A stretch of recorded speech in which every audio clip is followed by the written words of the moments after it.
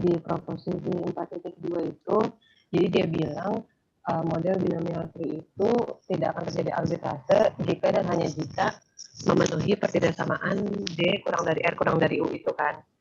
Nah, terus pembuktiannya itu dia ada dua, ada yang Krisna, suaramu tuh kok putus-putus ya? Ya, Bu. Coba, di saya dengarnya putus-putus.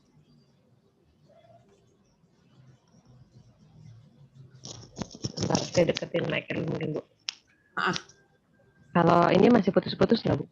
Nah, coba ngomong lagi.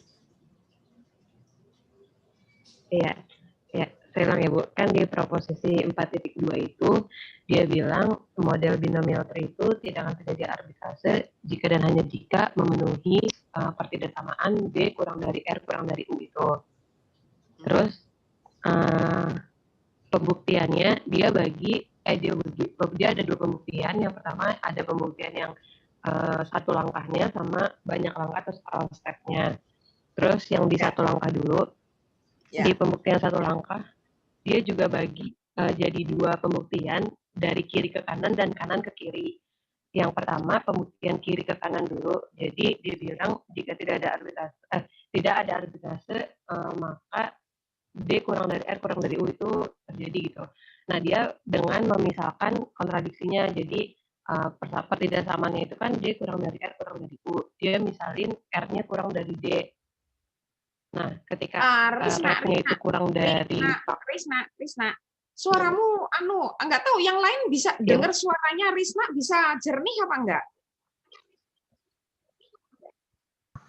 Sama, Bu. Kurang jernih. Iya, jadi keputus atau apa kamu kurang dekat? Coba saya ganti headset. Padahal tadi waktu nyoba itu kamu udahan loh, lumayan jernih loh. Tapi kenapa kok terus jadi gruk-gruk gitu. Jadi saya bingung. Apa saya pindah tempat ya, Bu? Bentar, Bu.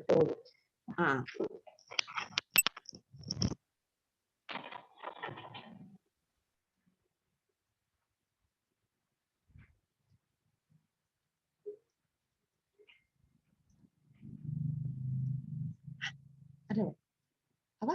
Oh iya, bentar. Kalau ini udah lumayan jernih nggak, Bu? Masih saja sih gruk-gruk juga. Nggak usah pakai headset. Iya, coba. Kalau sekarang better atau lebih baik atau lebih? Kayaknya lebih baik kan nggak pakai ya. Iya, sekarang saya udah nggak pakai headset, Bu. Iya, nggak pakai tapi dekat. Coba lebih dekat. Oke. Iya, Bu.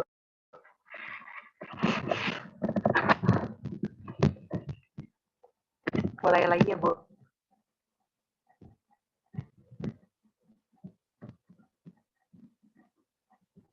Halo, Ibu. Oke.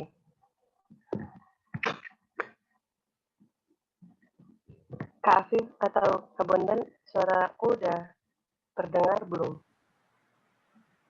Agak masih sih. Gimana, Kak? Agak masih sih.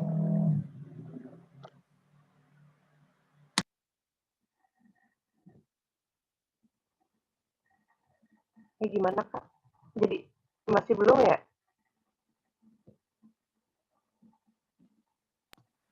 Coba deh ngomong deh. Coba ya. Kalau kayak gini, Kak, udah lumayan jelas atau belum? Agak mendingan sih sebenarnya. Iya, mendingan. Aku lanjut dulu ya, Kak. Ya, lanjut pembuktiannya yang one step. Dia pembuktiannya kita misalin si rate-nya itu kurang dari D. Nah, karena rate-nya itu kurang dari D, maka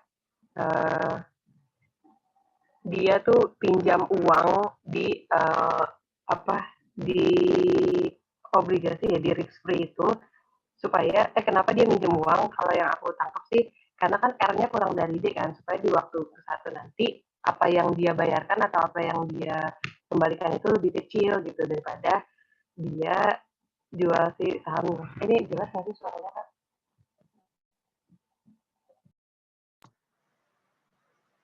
Lumayan.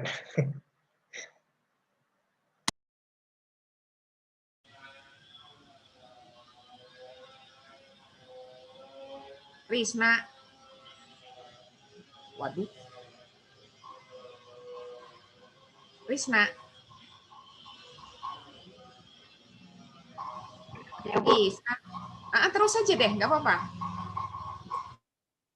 Oke, saya tadi mau niat ganti laptop dulu gitu atau kabur ke up dulu ya, Bu? Maksudnya atau laptop sayanya gitu. Atau nggak perlu, Bu? Example duluan gitu. Apa? Aku duluan, Riz, atau gimana? Makanya, aku perlu ganti laptop nggak ya? Atau ganti ke handphone gitu. Lama nggak? Coba aja deh. Yaudah kita tunggu aja deh ya. Mudah-mudahan nggak lama deh, kita tunggu. Bentar, Bu.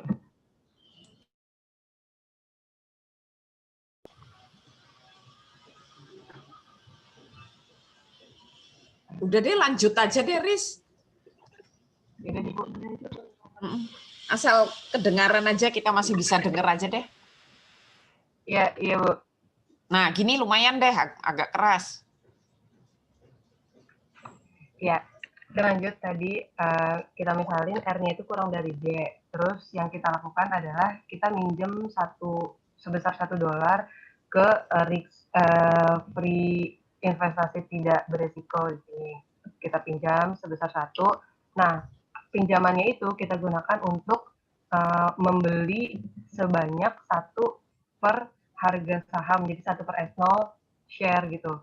Atau istilahnya kita invest, habis kita minjem uang di risk free investasi, terus kita pakai uangnya untuk invest di saham.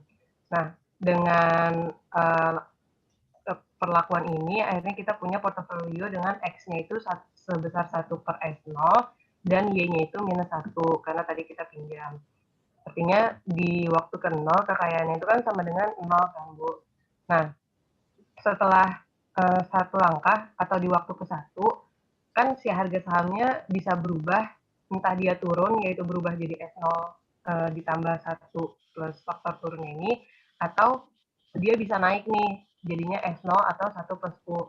Nah, ketika dia turun, artinya kan kekayaannya dia akan berubah jadi ketika di waktu pertama ketika sahamnya itu turun, kekayaannya akan berubah jadi 1 per S0 dikali S0 kali 1 plus D dikurang 1 dikali 1 plus R. Nah, jadilah kekayaannya sebesar yang ini. Sebesar ini dari hasil tadi.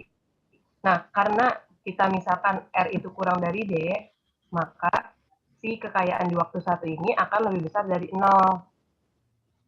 Itu akan terjadi arbitrase karena tadi kekayaan kita di waktu 0 itu 0 kan. Itu ketika harga saham turun. Nah, ketika harga saham naik, itu juga sama. Ketika harga saham naik, kan si S1-nya itu akan berubah jadi S0 dikali 1 plus faktor kenaikannya. Maka kekayaannya tuh akan berubah jadi 1 per S0 dikali S0 dikali 1 plus U dikurang 1 dikali 1 plus R. Jadilah nanti hasilnya tuh ini. Nah, karena D itu kurang dari R, artinya kan kita tahu D itu kurang dari U kan, artinya U juga kurang dari U lebih besar dari R, maka U min R ini akan lebih besar daripada 0. Nah, ini akan terjadi arbitrase. Jadi ketika kondisi R kurang dari D, itu akan terjadi arbitrase nantinya gitu. Dengan skema ini. Nah, terus yang kedua, ketika U-nya tuh kurang dari R gitu, kita tetap misalin U-nya kurang dari R, yang tadi R-nya kurang dari D, ini U-nya kurang dari R. Ketika U-nya kurang dari R, dia akan melakukan sell short sebesar 1 per S0 share saham gitu. Nah, hasilnya itu akan dia investasikan atau dia beli 1 obligasi. portofolionya yang di kedua itu minus 1 per S0 sama Y-nya itu 1. Sehingga nanti kekayaan di waktu nolnya itu akan tetap 0 atau tidak ada modal. Itu. Nah, setelah satu step atau setelah waktu pertama, akhirnya di waktu ke-1 kekayaannya itu akan mirip kayak yang tadi. Jadi kekayaannya ketika waktu sahamnya naik, dia akan minus 1 per S0 dikali S0 dikali 1 plus U ditambah 1 dikali 1 plus R, itu nanti jadinya ini nih ketika sahamnya naik, R min U. Nah, R min U itu akan lebih besar daripada 0 karena tadi asumsi kita tuh ini nih, U kurang dari R. Jadi kekayaan di waktu satunya akan lebih besar daripada 0 itu ketika saham naik, dan sama ketika saham turun, dia akan kekayaan di waktu satu akan bernilai segini, itu juga besar daripada 0, dan itu akan terjadi arbitrase. Jadi dari kiri ke kanan kita terbukti kalau misalkan dia akan arbitrase kalau ini itu tidak memenuhi gitu. Pembuktiannya jadi negasi gitu, Bu. Terus lanjut, ini masih yang di satu step, pembuktian kanan ke kiri. Jadi dibilang jika ini terjadi maka tidak ada arbitrase gitu. Jadi dia pertama dimisalkan memenuhi pertidaksamaan ini dulu, D kurang dari R kurang dari U. Nah, terus dia bilang setiap portofolio yang kekayaan di waktu nolnya itu 0, itu kan membentuk portofolio itu akan membentuk ini nih, X-nya itu A per S0 dan Y-nya itu adalah minus A. Karena kekayaan di waktu nolnya itu 0, artinya dia nggak ada modal gitu. Jadi dia ada perlakuan entah shell short, entah dia meminjam di risk free dulu gitu. Jadi ada yang minusnya untuk real number A-nya berapapun. Kalau di contoh kita tadi A-nya tuh 1 karena dia di sini minum $1 ataupun di sininya tuh membeli obligasinya tuh 1 juga. Terus dengan pemisalan ini akan ada 3 kasus atau 3 identifikasi yang kita lihat. Yang pertama kalau A-nya itu 0, artinya trivial portfolio gitu. Jadi fee-nya tuh 0, ya fee satunya itu juga 0. Jadi nggak ada transaksi sih kalau yang saya tangkap. Jadi nggak ada transaksi saham maupun obligasi ketika A-nya itu sama dengan 0. Nah, ketika A-nya itu positif, ketika A-nya positif, berarti kan Y-nya itu yang negatif. Y-nya itu negatif, artinya dia meminjam uang cash gitu atau meminjam suatu pinjaman sebesar A ke investasi yang tidak berisiko risk free karena dia adanya di Y kan. Jadi ketika A-nya positif, dia dikali sama negatif akan jadi negatif, artinya dia akan meminjam ke investasi tidak berisiko dan akan dia investasikan ke saham gitu. Di yang kasus kedua. Nah, terus karena dia menginvestasikan ke saham, di waktu ke-1, di kekayaan dia di waktu ke-1 itu akan bernilai kurang dari 0 kalau sahamnya itu turun gitu. Sebenarnya saya juga masih bingung sedikit sih, Bu, kenapa yang dia pertimbangkan hanya ketika sahamnya turun di A lebih besar pada 0 dan ketika A kurang dari 0 dia mempertimbangkan kalau sahamnya naik doang gitu. Masih rada-rada rancu di sini. Tapi yang pasti saya tahunya sih yang saya tangkap ini tuh dia pembuktian kanan ke kiri karena di ending dia bilang jadi tidak akan ada arbitrase gitu kalau misalkan ketidaksamaan ini terpenuhi. Gitu. Terus dari 2 pembuktian itu jadi ditunjukkan bahwasannya ketika pertidaksamaan ini terpenuhi itu jika dan hanya jika tidak ada arbitrase juga. Iya, iya. Memang di sini nih saya komentar dulu ya. Jadi ini kan tadi udah benar. Tolong stop share sebentar deh, Liz. Iya, terima kasih. Coba, udah ya, kamu udah bisa lihat pasti yang sama aja sih sama yang tadi ini saya lihat presentasinya. Nah, yang jadi itu udah benar kamu tadi itu proposisi 4.2 kan mengatakan kalau model binomial tree itu akan tidak ada arbitrase jika dan hanya jika pertidaksamaan yang kanan ini dipenuhi. Terus ini benar pembuktiannya itu dilakukan atau dibedakan dari yang satu langkah sampai yang ke lebih dari satu langkah. Ini several steps.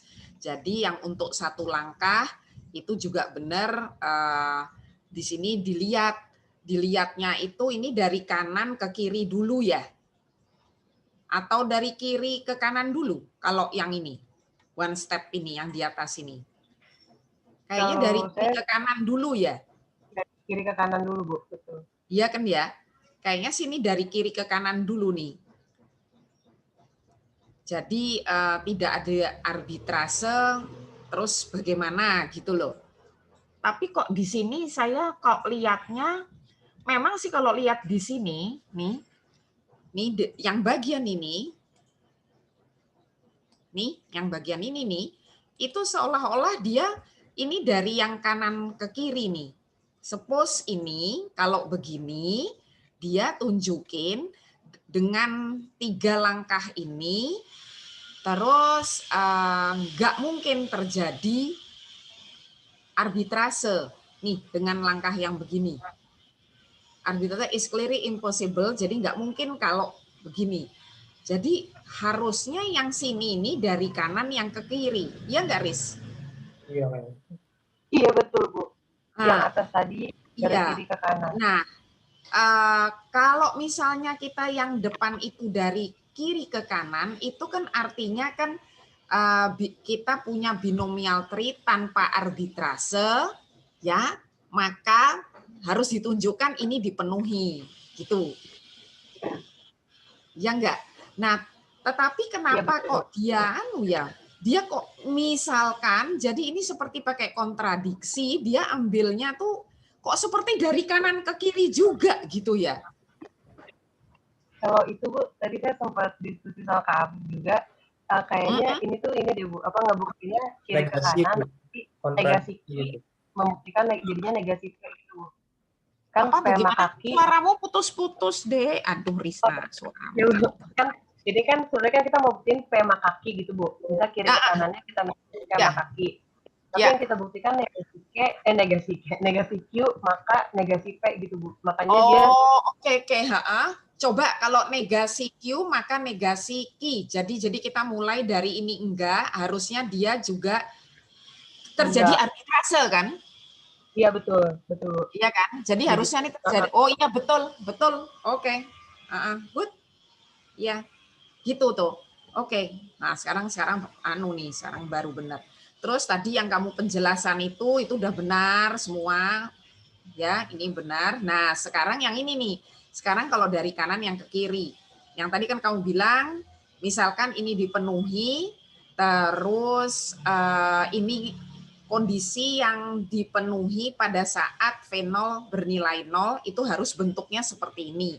Nah, terus kan kita mau menunjukkan apa? Jika ini dipenuhi, maka model binomial tree tidak ada arbitrase. Ya, awalnya nih kalau kita baca sama saya seperti Risna. Kenapa kok dilihat hanya kasus ini? Gitu. Hanya ini itu kalau yang the price goes down. Nah, ini ya. Sama yang satu lagi gitu. Kalau misalnya A-nya lebih kecil, dia begini. Gitu. Ini yang dilakukan.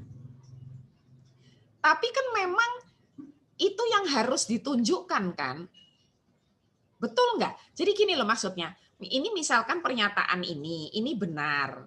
Terus kita udah tahu bahwa setiap portofolio itu harus begini nih. Kalau V0 sama dengan 0. Gitu kan ceritanya. Nah sekarang ada teknik, ada langkah yang begini. Kalau naik, jadi kalau A-nya positif, maka ini negatif. Kalau A-nya negatif, maka V1-nya itu negatif. Gitu.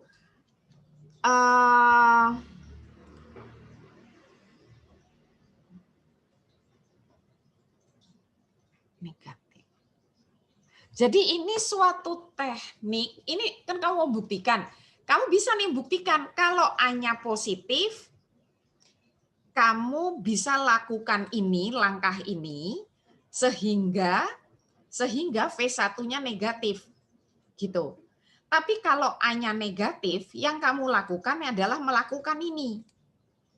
Ini. Sehingga V1-nya negatif lagi.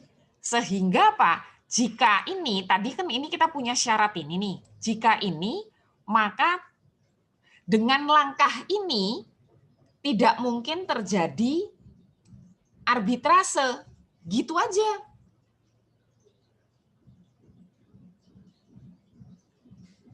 Ini kan mau diminta dibuktikan kalau ini dipenuhi, nih, kamu harus bisa menunjukkan jika ini dipenuhi, maka arbitrase tidak mungkin terjadi. Gimana buktinya? Begini, kalau A-nya 0, ya udah V1-nya 0 terus gitu ya. Nah, sekarang kalau A-nya itu positif, ini yang kamu lakukan nih. Gini, ya. Tapi ya balik dia jika ini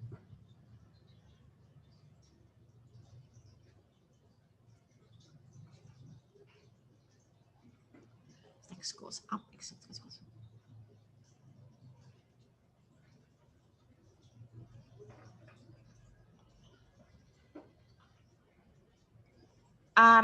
Risna, kalau misalnya kalau harganya yang di sini ini bukan goes down tapi naik, dapatnya apa yang di sini?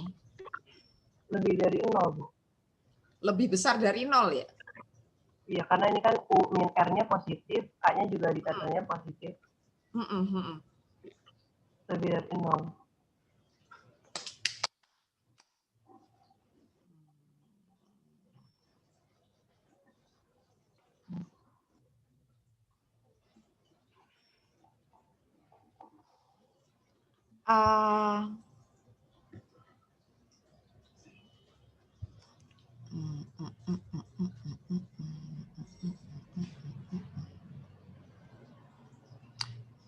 Ada ide?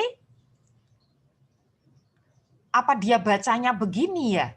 Bacanya. Kalau A-nya, tunggu dulu. Oh gini kali ya. Kalau misalnya, tapi ini kan dilakukan di T sama dengan 0 ya. Betul ya Riz ya ini ya? Iya, T sama 0.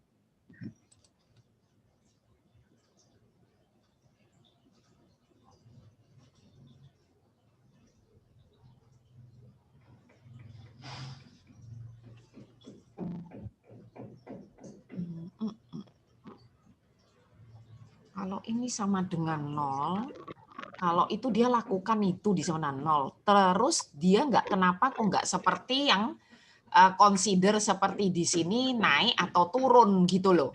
Ini loh, ini di sini gitu loh. If the price goes down. Soalnya ini kasus di price goes down-nya itu di T sama dengan 1, kita nggak tahu. Atau ini mungkin nggak, Bu?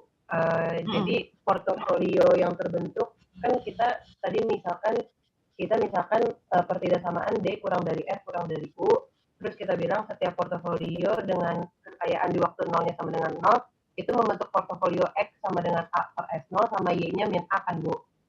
Nah, ada 3 kasus yang A-nya sama dengan 0, artinya itu trivial itu. Nah, ketika A lebih dari 0 itu melanggar strategi yang admissible kemarin itu, Bu, kalau kekayaan di setiap N itu besar sama dengan 0. Kan ada tuh di definisi. Harus. Jadi maksudnya mungkin portofolio yang terbentuk X sama dengan A per S0 dan Y sama dengan min A itu tidak bisa dilakukan atau tidak bisa terbentuk karena melanggar admissible itu. Jadi sehingga nggak akan mungkin gimana ya? Soalnya kalau admissible itu lebih besar sama dengan 0 atau lebih besar saja? Lebih besar sama dengan 0. Lah ya iya, nggak apa-apa dong kalau gitu nomor 1. Yang nomor 1 nggak apa-apa, yang nomor 2-nya maksudku, karena kan si fee kekayaan di waktu 1 itu akan kurang dari 0, dia Iya, bilang. Jadi skenario-nya itu tidak bisa diterapkan gitu mungkin Bu. Mungkin ya Bu, tapi saya juga masih meraba-raba.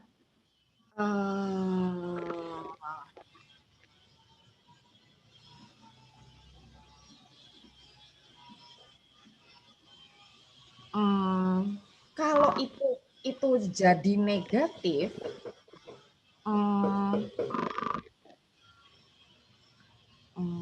ya walaupun itu kamu pakai apa namanya alasannya itu V1 kan nggak boleh lebih kecil gitu ya. Nggak mungkin gitu. Tapi kan apa namanya lebih kepada kenapa dia ini nggak consider apa namanya harga saham yang naik gitu loh. Ceritanya apa?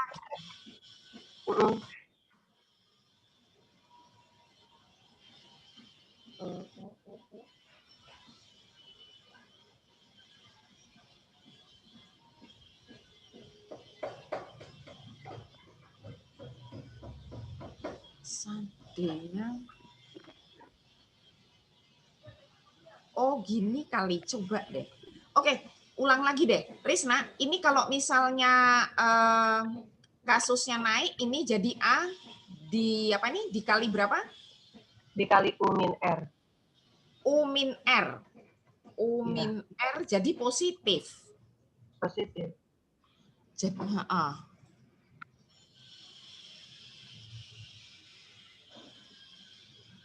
Ini boleh nggak Bu? Coba sekali lagi coba ya Bu.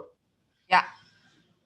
Ya kan tadi kan kalau yang di yang kasus kedua ini kan A lebih dari 0, yang dia pertimbangkan kan hanya ketika sahamnya turun.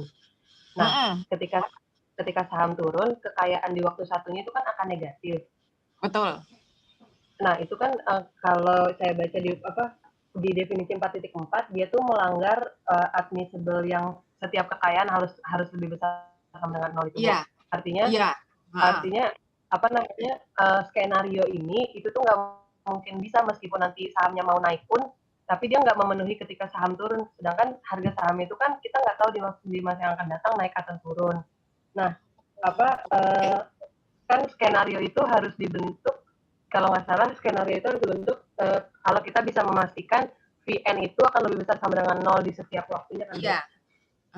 Tapi ini salah satu kasusnya dia tuh tidak bisa gitu, dia kurang dari 0, artinya di A lebih dari 0 itu tuh nggak mungkin mau naik atau turun, dia udah pasti tereliminasi gitu. Nah, ketika A kurang dari 0, dia tereliminasinya justru ketika harga saham naik, yang A dikali U nya kurang dari 0, sehingga arbitrase tuh nggak mungkin terjadi. Artinya V0 sama dengan 0 itu dalam kasus tidak ada modal sehingga terbentuk A for S0 dan Y-nya min A itu tidak akan pernah terjadi gitu. Jadi impossible terjadi gitu. Iya. Itu lebih masuk akal menurut saya. Jadi ini ngelihatnya dari admissible, terus karena ini sudah dari contoh yang 2 dan 3 ini tidak admissible, artinya udah nggak mungkin. Udah gitu aja. Jadi nggak lihat apa namanya harganya itu turun atau naik, karena di 2 kasus itu bisa ditunjukkan bahwa ini nggak admissible. Kayaknya masuk akal menurut saya. Yang lain? Afif, Bondan? Halo? Yang definisi tadi berarti dikaitkan sama definisi 4.4 ya Bu? Yang kayak VN lebih besar sama dengan 0. Jadi kan itu tadi seperti Risa katakan itu tadi kita berpegang pada konteks yang admissible aja.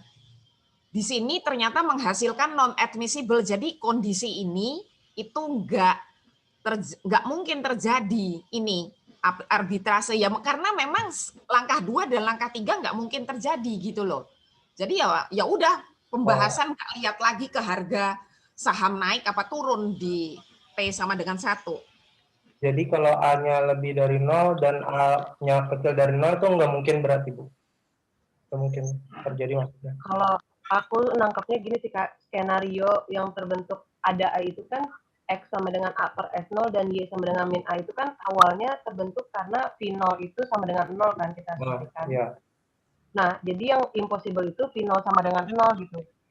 Kan V0 sama dengan 0 sehingga ada A.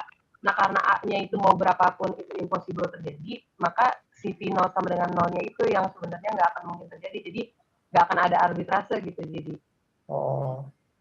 karena A berapapun itu nggak memungkinkan gitu. Nggak mempengaruhi gitu. Ya. Bagus. Bagus masukannya, Riz. Oke. Ada yang tanya lagi? Bondan, Risna? Enggak? Kok Bondan, Risna. Viv? Udah? Oke. Oke, kalau nggak ada, saya berhenti share ini. Silakan lanjutkan lagi, Riz. Iya, Bu.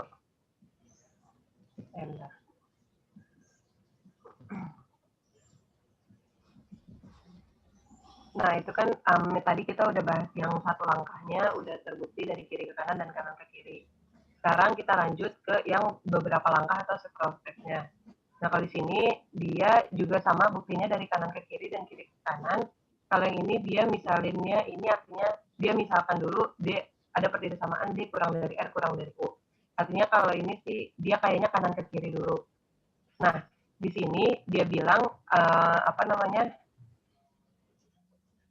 dia tuh terbentuk binomial tree beberapa langkah tuh terbentuknya tuh dari one step sub tree gitu. Jadi tetapnya terbentuk dari langkah-langkah satu langkah dulu gitu, Bu. Jadi akan terbentuk dari beberapa langkah. Nah, dia misalkan memenuhi pertidasamaan D kurang dari R kurang dari U dan dimisalkan ada arbitrase entah di langkah keberapanya gitu. Ada arbitrase pokoknya dia bilang. Terus dia misalkan terjadi arbitrasenya tuh di langkah ke Vn sehingga Vn itu tidak sama dengan 0. Nah, karena ada arbitrase di asumsi dia, artinya Vn min 1-nya itu sama dengan 0 kan.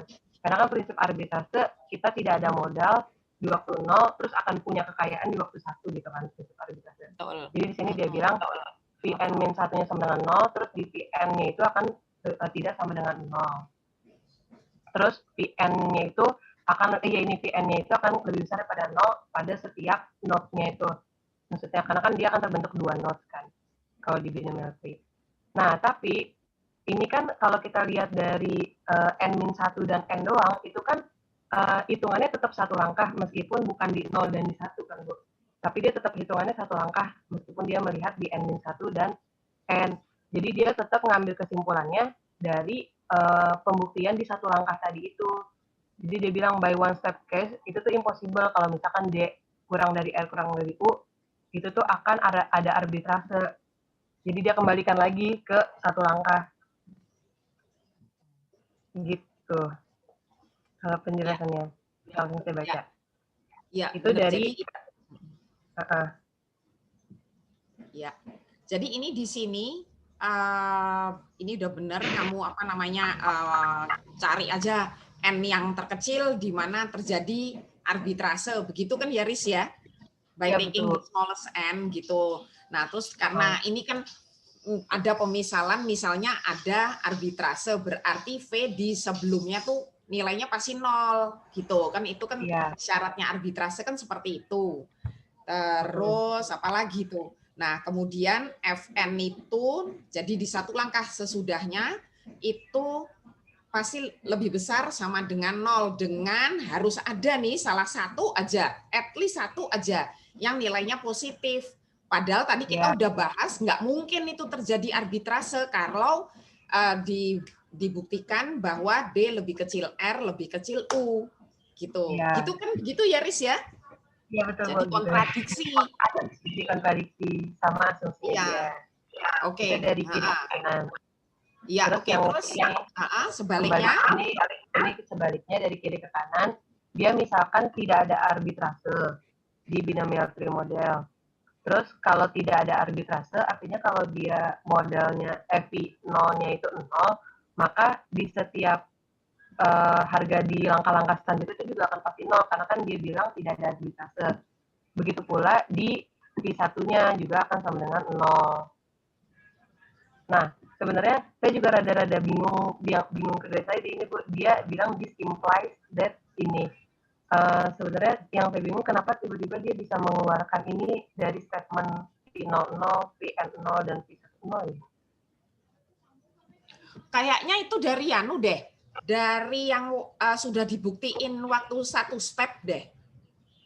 Iya sih, sebenarnya kayaknya dia memang selalu mengembalikan pembuktiannya ke satu step, Ibu, kalau saya pikir-pikir. Tadi kan yang satu step itu kan udah dibuktikan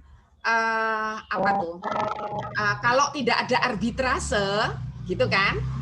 Jika dan hanya jika D lebih kecil R lebih kecil U, udah gitu aja. Iya, karena proposisinya untuk satu step udah dibuktiin. Iya, itu benar, jadi Bu. Jadi ini kan buktinya kan untuk satu step sama yang untuk general and step. Yang satu stepnya kamu udah buktiin, makanya dia lihatnya cuma dari V0 sama dengan 0 sama V1 dia bisa buktikan V1-nya sama dengan 0. Ya udah, itu artinya tidak ada arbitrase. Jadi artinya itu deh dari kiri ke kanan kebukti untuk itu satu langkah itu. Iya, Bu. Secara general gitu. Yap.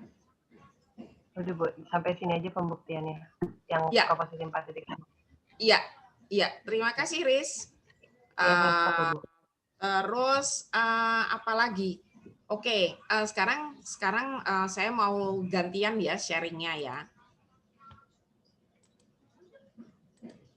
Oke, jadi itu udah selesai pembuktian itu. Nah, kemudian nih ada proposisi 4.3 yang mengatakan bahwa model binomial tree itu tidak ada arbitrase jika dan hanya jika ada yang namanya, ini sebenarnya risk neutral probability P bintang sehingga ini dipenuhi gitu ya. Oke, terus nah buktinya ini konsekuensi dari exercise 318 dan proposisi 4.2. Silahkan kamu lihat exercise 318 itu cuma nyambung-nyambung nanti pokoknya akhirnya bisa kebukti sini kok, nggak sulit itu. Nah sekarang yang ini 4.1.4. Jadi teorema dasar dari asset pricing. Nah ini ada teorema 4.4. Jadi di teorema 4.4 ini di sini dikatakan bahwa prinsip no arbitrase ini itu ekivalen dengan adanya probabilitas risk netral P bintang pada himpunan skenario omega besar sedemikian sehingga probabilitas risk netral omega kecil itu selalu positif untuk setiap skenario omega kecil elemen omega besar. Dan di sini ada pernyataan bahwa harga saham yang didiskon atau discounted stock price itu notasinya pakai TILT, S-TILT JN itu sama dengan SJN dibagi AN. Jadi SJN itu adalah harga saham ke J dibagi harga obligasi ke N itu selalu memenuhi persamaan 4.3 ini untuk setiap J-nya itu untuk setiap sahamnya, kemudian N-nya adalah setiap periode waktu, dimulai dari periode waktu di sini 0 dan seterusnya. Ya, nah bentuk ini adalah ekspektasi bersyarat terhadap probabilitas risk neutral P bintang yang dihitung pada saat harga SN-nya itu diketahui pada waktu N. Jadi kamu ceritanya kan mau tahu berapa sih harga discounted stock price ke J, saham ke J di waktu N+1 jika ada informasi harga saham ke N. Ternyata sama saja dengan discounted stock price saham ke J di waktu N. Gitu, ya. Nah, di sini buktinya nggak dibahas karena katanya complicated. Terus ini balik lagi, kalau yang ini definisi 4.5 itu ada kaitannya kapan sih suatu barisan random variabel itu dikatakan martingale terhadap probability risk neutral P bintang. Kapan itu? Kapan dia martingale? Ternyata ada mirip-miripnya ya nih kalau kamu lihat nih ke sini. Cuma di sini apa namanya? Ini kan random variable nih, si X0, X1 dan seterusnya. Jika diketahui harga saham SN itu ya sama dengan XN. Nah, ini pokoknya nih apa aja nih? Pokoknya nih yang sifatnya random variable, jika memenuhi ini dikatakan barisan random variable ini itu dikatakan memenuhi sifat martingale terhadap probability risk netral. Nah, jadinya gara-gara ini, maka kondisi 4.3 ini kamu sebut sebagai ini, kondisi ini nih, basing that ini membentuk martingale relatif terhadap, harusnya ini terhadap relatif terhadap probability risk netral P bintang ini.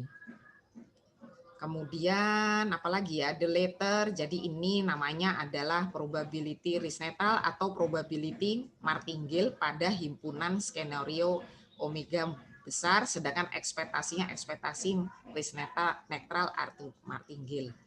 Udah, cuma itu aja. Jadi ini pengertian ini harusnya ini dasar banget dari teorema dasar dari semua aset pricing itu pakai ini nih. Ini jadi ada hubungannya sama konsep martingale di sini. Oke, nah ini contoh 4.5. Silakan Viv. Ini. Ya Bu. Silakan. Aku ya stop share. Silakan kamu. Ini lebih gampang harusnya.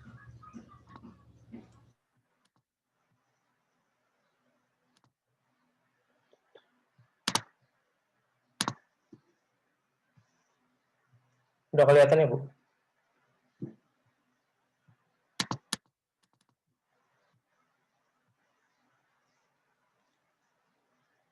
Kelihatan kan ya?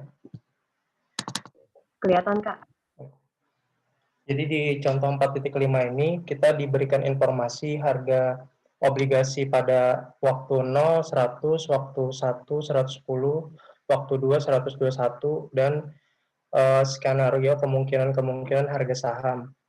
Di sini ada 4 skenario. Dari harga saham di waktu 0 sampai di waktu 2. Nah, dari informasi ini kita sebenarnya tujuan dari contoh 4.5 ini mencari probabilitas risk netral atau P besar bintang. Sebelum ke sana kita bisa gambar dulu diagram pohon dari harga saham ini gitu. Pertama, kita kan punya harga saham di waktu awal itu 90. Semuanya kan 90. Terus untuk ke harga saham selanjutnya itu ada dua kemungkinan, ada dua skenario, yaitu 100 sama 80. Jadi apabila harga awal itu 90 ke 100 itu memiliki probabilitas P kecil bintangnya, probabilitasnya itu sebesar P kecil bintang. Dan sebaliknya probabilitas dari harga saham 90 ke 80 itu 1 dikurang P bintang. Terus misalkan ternyata di T sama dengan 1 itu harga sahamnya 100. Nah, untuk ke T sama dengan 2 kan ada dua kemungkinan lagi. Bisa 112, bisa 106. Terus dari setiap 100 ke 112, 100 ke 106 itu memiliki probabilitas juga. Misalkan kita notasikan Q bintang sama 1 dikurang Q bintang. Begitu pula untuk ternyata harga sahamnya 80 untuk T sama dengan 1.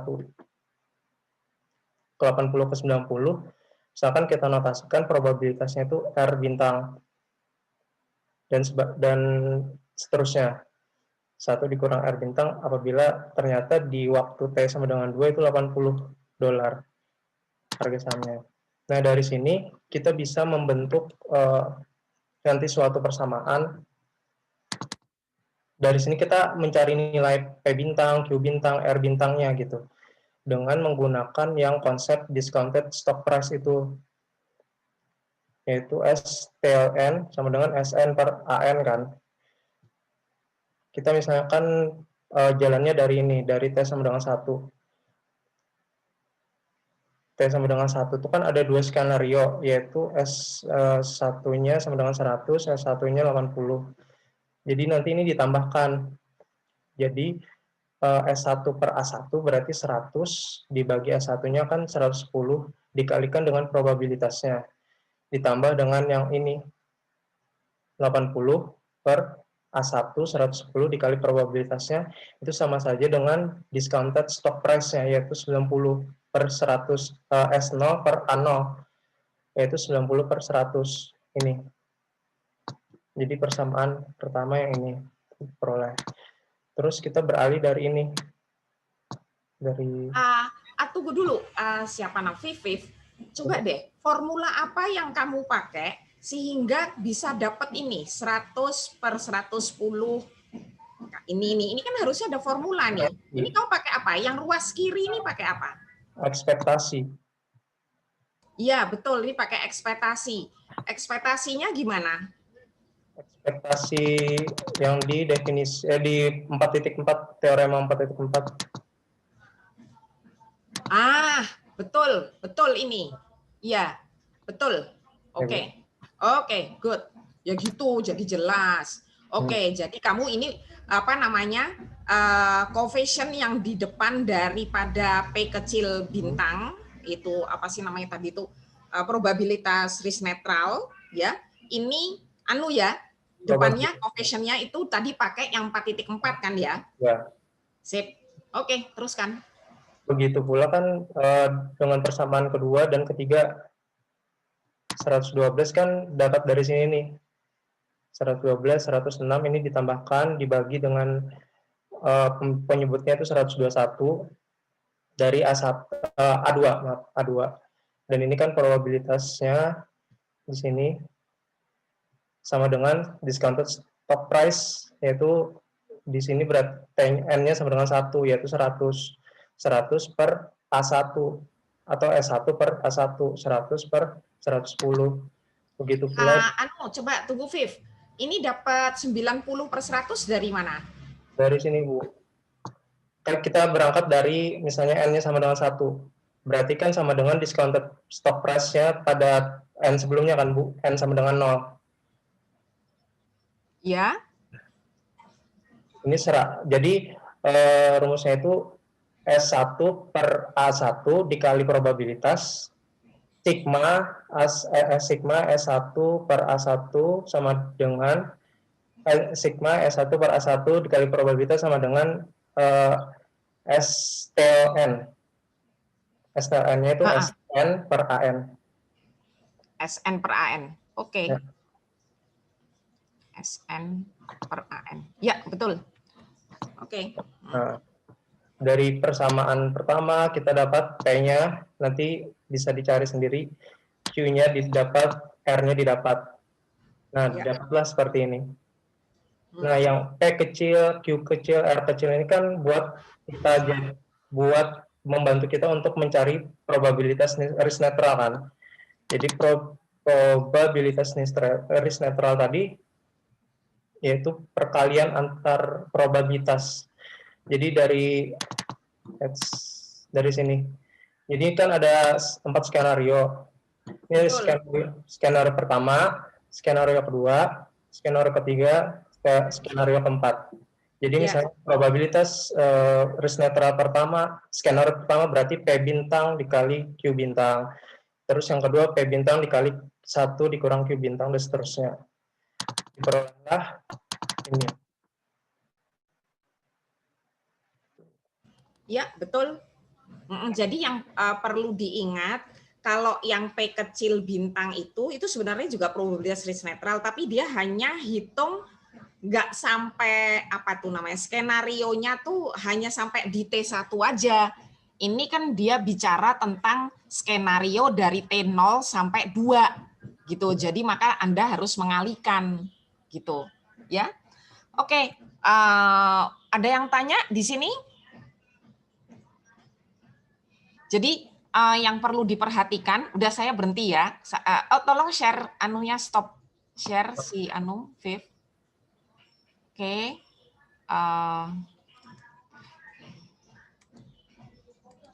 Jadi yang penting di sini adalah ini nih, bagaimana kamu bisa pakai 4 titik 3 ini loh. Ini makainya di mana sih? Itu ya di soal ini gitu. Tadi udah diterangkan sama Afif. Nah, itu ternyata pakai di sini nih ekspektasi gitu. Ekspektasi sama dengan berapa. Nah, itu kamu pakai dari 4.3. Jadi tujuannya di sini memang sih nggak jelas ya. Jadi ini harusnya ada pertanyaan, tentukan berapa risk neutral probability dari setiap cabang atau setiap skenario, maka nanti kamu bisa dapat ini keempat ini. Oke, apa namanya, materi untuk hari ini itu aja. Kemudian saya mau kasih tahu, kamu mungkin udah lihat ya, saya udah buka kali ya di emas, saya lupa saking ada banyak kelas yang saya buka. Kamu tuh ujiannya tanggal berapa? Tanggal 2 ya? Salah, tanggal 2 ya? Ya Bu, 2 November. Iya, 2 November tuh kamu ujian. Oke? Jadi kita masih ada satu lagi pertemuan tanggal 26 gitu. Nah, jadi itu extended model kalau nggak salah deh. Jadi itu aja. Ada pertanyaan nggak? Kalau nggak ada pertanyaan, kita sudahi kuliah ini. Kalian silahkan baca-baca lagi. Kalau ada yang masih perlu ditanyakan, bisa masuk ke forum. Gimana Bondan? Diam aja nih Bondan. Bondan nanti ini si Tita lagi sakit, jadi makanya sekarang nggak ada. Ya semoga Tita cepat sembuh. Panas tinggi katanya. Aduh musim gini pakai panas.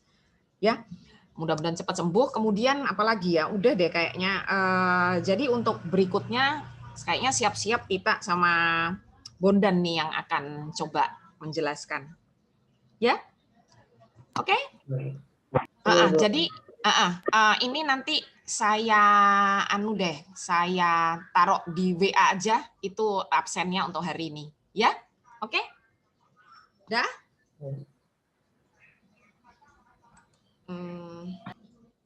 Kalau nggak ada, kita apa namanya?